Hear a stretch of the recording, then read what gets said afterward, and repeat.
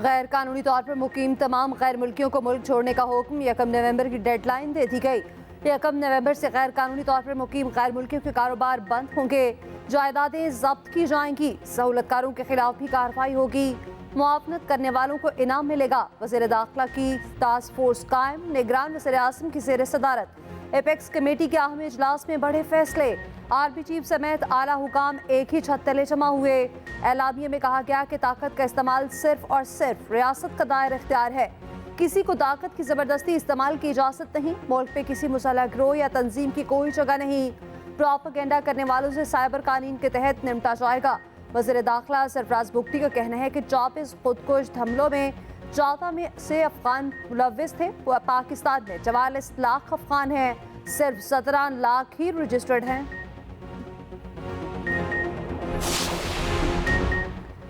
एक पाकिस्तान की जान किसी भी दुनियावी मफाद से मुकद्दम है। रियासत की रिट कायम करने के लिए किसी भी हद तक जाएंगे। Army chief general Asim Munir का दो टोक और वाज़ेह मौक़िफ़। एपेक्स कमेटी इजलास में कहा, पाकिस्तान के पास एक ही ऑप्शन है, हमने चैलेंजेस का मुकाबला करना है। हुकूमत की अमलदारी को हर सूरत यकीनी बनाया जाएगा। आर्मी चीफ ने अल्लामा इकबाल का शेर भी पढ़ा, ना समझोगे तो मिट जाओगे ए हिंदुस्तान वालों, तुम्हारी दास्तां भी ना होगी दास्तानों में। फर्द वाहिद ने इस मुल्क की तबाही की है। मार्शल लॉ एक डिक्टेटर्स हो जाए या कोई और हो जाए, वो फर्द वाहिद होते हैं, वो इज्तिमाई सोच वाले नहीं होते हैं। वो कहते हैं मैं खुद फैसला करूंगा, आपस में नहीं करूंगा। हम आपस में फैसले करने वाली बात है। क्यों नहीं आप हिम्मत पकड़ते हो कहें सुप्रीम कोर्ट गलत थी, क्योंकि आइन के बरक्स या कहिए, हिम्मत कीजिए और कहिए नहीं बिल्कुल, या आप कहिए हम जंगल के बादशाह अंडा दें या बचा दें। मार्शल लॉ लगता है तो आप हथियार फेंक देते हैं। कमरा अदालत में लगी हुई तस्वीर वाले हसरात सब कुछ भूल जाते हैं। पान कुछ करे तो सबको हल्फ याद आ जाता है। फौजी आमिर हो या कोई और, फर्द वाहिद का इख्तियार तबाही फैलाता है। चीफ जस्टिस काजी फायज ईसा के practice and procedure act case की समाअत में रिमार्क्स। 9 अक्टूबर को समाअत हर सूरत मुकम्मल करने का कह दिया। जस्टिस काजी फायज ईसा ने दरख्वास्त गुजार के वकील से कहा, क्या वो मुल्क में नया मार्शल लॉ लगवाना चाहते हैं? आप अगले मार्शल लॉ का दरवाज़ा क्या हमसे खुलवाना चाहते हैं? अगर अपील का हक दे दिया तो क्या क़यामत आ गई? अपील का हक मिलने से तहरीक इंसाफ को क्या मसला है? पीटीआई ने अपना मौक़िफ़ पार्लियामेंट में क्यों नहीं उठाया? अगर सुप्रीम कोर्ट को गैर मामूली इख्तियार दिया जा सकता है तो क्या वापस नहीं हो सकता? क्या दुनिया की किसी अदालत में सजा के खिलाफ अपील का हक नहीं है? जमहूरियत और इस्लाम में एक शख्स को तमाम इख्तियारात देने की इजाज़त नहीं। बतौर चीफ जस्टिस अपने इख्तियारात सीनियर जजेस के साथ बांट रहा हूँ। अदालत को बताएं ये कानून आइन से कैसे मुतसादिम है। समाअत 9 अक्टूबर तक मुलतवी। एक्ट से इंसाफ तक रसाई का बुनियादी हक कैसे मुतासर होता है? अगर बुनियादी हक मुतासर होते हैं तो ये अवामी इशू है। दौरान समाअत जस्टिस इजाजुल हसन के रिमार्क्स, कहा अदले की आज़ादी से मुतालिक कानून बना तो क्या ये इंसाफ की फराहमी में रुकावट होगी? जस्टिस आयशा मालिक ने पूछा, क्या कमेटी के जरिए इख्तियारात रेगुलेट करना इंसाफ की फराहमी को मुतासर नहीं करता? जस्टिस जमाल मुंतकिल ने कहा कि बुनियादी सवाल ये है कि पार्लियामेंट को ऐसी कानून साजी का इख्तियार है या नहीं।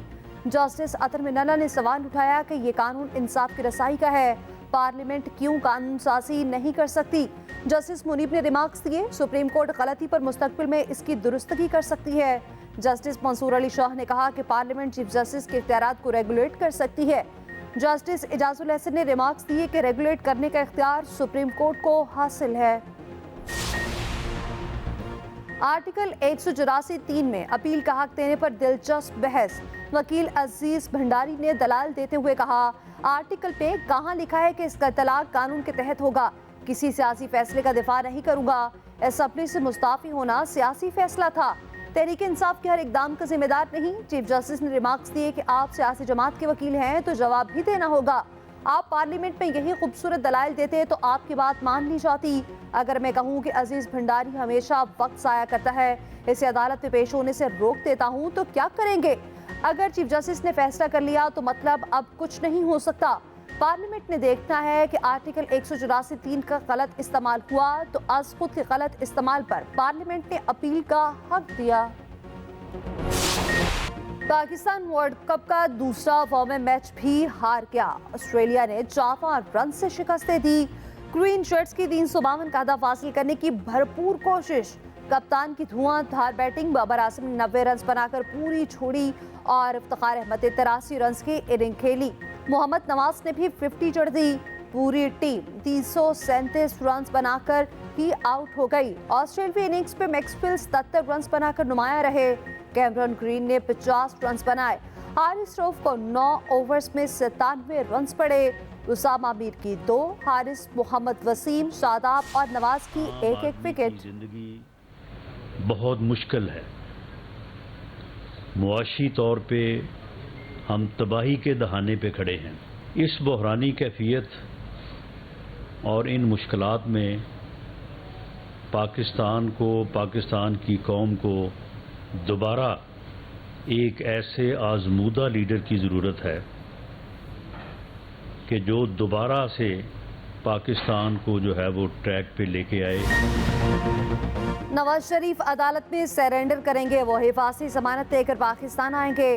कानूनी टीम ने पूरी तैयारी कर ली है। रहनुमा नून लीग राना सनाउल्लाह ने बता दिया, कहा नवाज शरीफ खलाई मखलूक के इशारे से नहीं आ रहे, ना डील से गए थे, ना डील से आ रहे हैं। नवाज शरीफ को मखसूस हालात पैदा करके मुल्क के बाहर धकेला गया। शाफरा जल्द से पट नहीं कह सकते। नून लीग की लाहौर पर गिरफ्त कमजोर हो गई।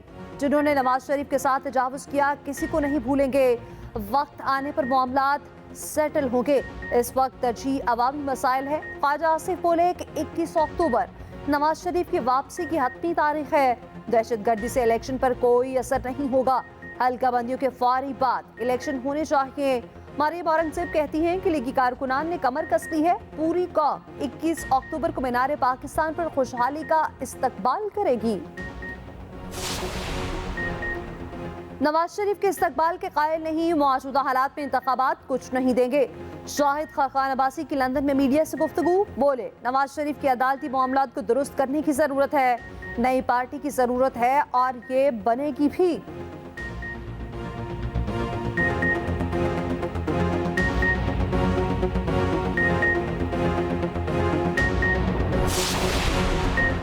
मियां साहब, आप इलेक्शन क्यों नहीं कराना चाहते? अगर आप पाकिस्तान आ रहे हैं तो आएं और इलेक्शन कराएं। पीपी रहनुमा खुर्शीद शाह की नवाज शरीफ पर सख्त तनकीद, बोले पार्लियामेंट को भी इख्तियार नहीं कि जमहूरियत को मुअत्तल कर दे। नून लीग और फजलुर रहमान की खामोशी पर अफसोस है। इन लोगों ने जमहूरियत के लिए क्या गवाया है? सियासी जमातें हालात साजगार न होने पर इंतखाबात से डर रही हैं।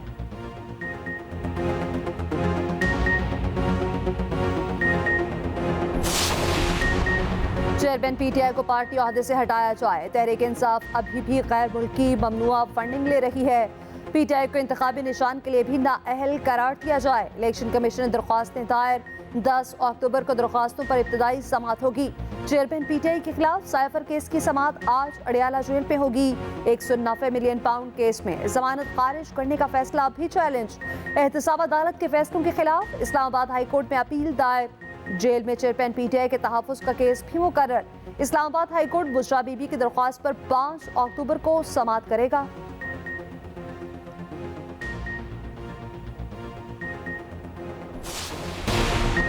मुमताज आलम 3 मौलाना ज़िया की टारगेट किलिंग नहीं हुई।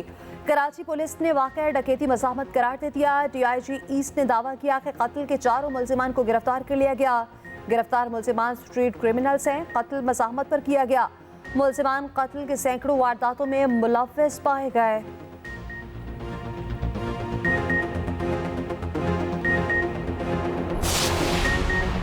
रहनुमा पीटीआई उस्मान डार की गुमशुदगी का मुकदमा दर्ज करने का हुक्म। सिंध हाई कोर्ट ने पुलिस से रिपोर्ट मांग ली। रिमार्क्स दिए कि गुमशुदगी का मुकदमा दर्ज क्यों नहीं किया गया।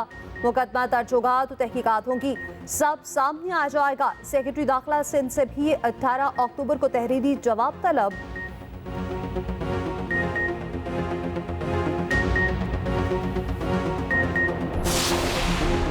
वाइस एडमिरल नवीद अशरफ पाक बहरिया के नए सरबराह मुकर्रर। तब्दीली कमांड की तकरीब 7 अक्टूबर को इस्लामाबाद में होगी। नवीद अशरफ को एडमिरल के ओहदे पर तरक्की दी जाएगी।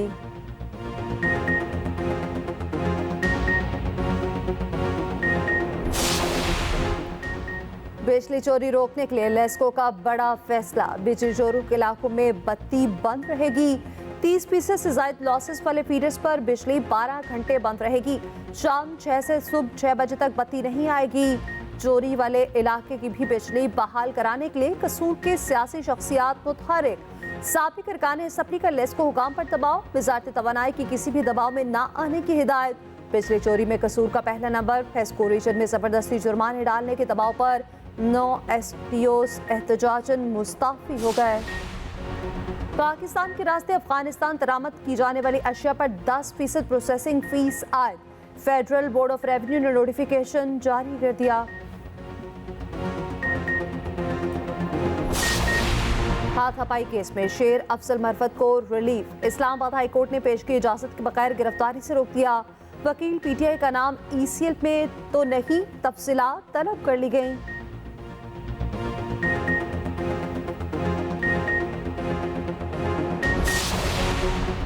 मामूली तल्ख कलामी पर बाप के सामने 11 माह के बच्चे की जान ले ली गई। इस्लामाबाद के इलाके सुंबुल में झगड़ा। वालिद के मुताबिक मुलजिम ने बच्चे को जमीन पर पटका।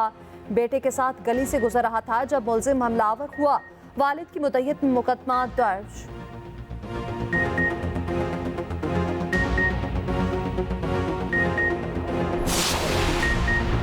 कराची में दूध 20 रुपए फी लीटर महंगा। नई कीमत 200 रुपए फी लीटर मुकर्रर कर दी गई।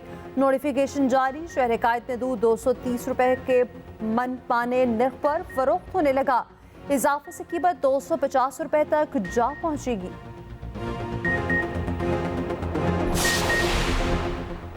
भारत का कनेडियन सफारतकारों को मुल्क छोड़ने का हुक्म। 10 अक्टूबर की डेडलाइन दे दी। धमकी दी कि 10 अक्टूबर के बाद कोई रिहा तो सिफारती इस्तिस्ना नहीं मिलेगा। भारत में कनाडा के 62 सफारतकार मौजूद हैं। अमेरिका का फिर भारत से तहकीकात में ताउन पर जोर। सिख फॉर जस्टिस के ज़ेरे तमाम लंदन में एहतजाज। सिखों की बड़ी तादाद में शिरकत।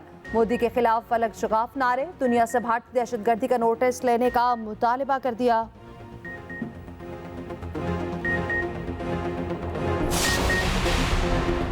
नेपाल और भारत में ज़लज़ला। शिद्दत 6.3 रिकॉर्ड की गई। नेपाल के मुख्तलिफ इलाकों में लैंडस्लाइडिंग।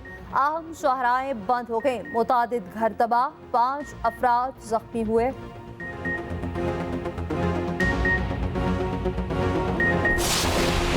एशियन गेम्स में पाकिस्तान को झटका। Javelin throw champion Arshad Nadeem unfit हो गए।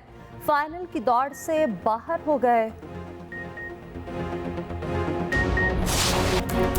रोनाल्डो का अहम गोल। अल नसर क्लब ने इस्तक्लाल को 3-1 से हरा दिया। इंग्लिश प्रीमियर लीग में चेल्सी ने फुलहैम को शिकस्त दी।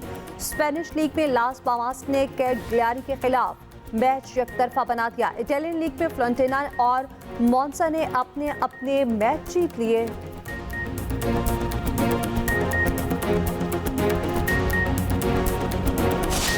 अदाकारा माहिरा खान की शादी अभी तक टॉक ऑफ द टाउन।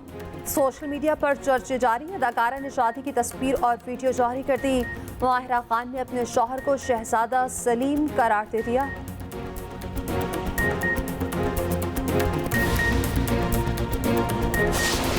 अमरीकी करेंसी का डाउनफॉल जारी। इंटरबैंक में डॉलर 1 रुपए 11 पैसे सस्ता। नई कीमत 285 रुपए 65 पैसे हो गई। ओपन मार्केट में डॉलर 50 पैसे सस्ता। कतर 286 रुपए हो गई।